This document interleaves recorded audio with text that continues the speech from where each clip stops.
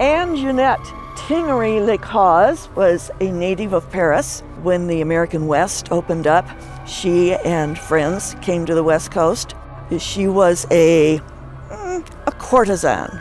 She wasn't a common prostitute. On December 22nd, 1885, someone entered her rooms, beat her to death with an axe, and was never caught. At the time, criminologists had a theory that a murder victim, their eyes would retain the image of the last thing they saw, which would be the murderer.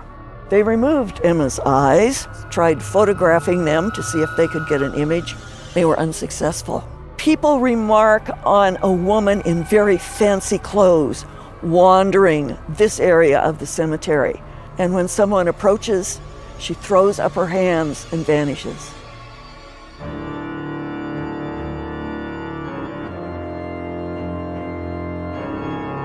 Charity Lamb is Oregon's first woman murderer.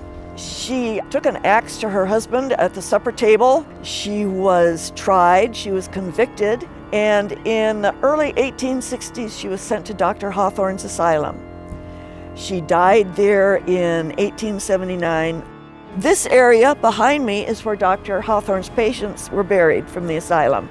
There's no record of Charity's location. They just assume she's with the other asylum patients.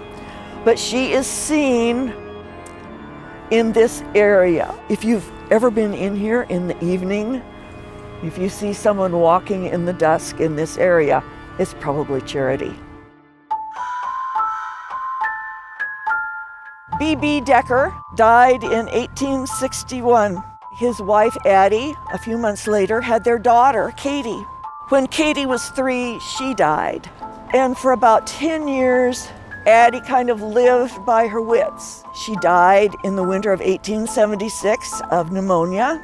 When she was alive, she had set up a cradle and a rocker next to Katie's grave. People would come in the entrance, make the turn on the street, and say hi to Addie.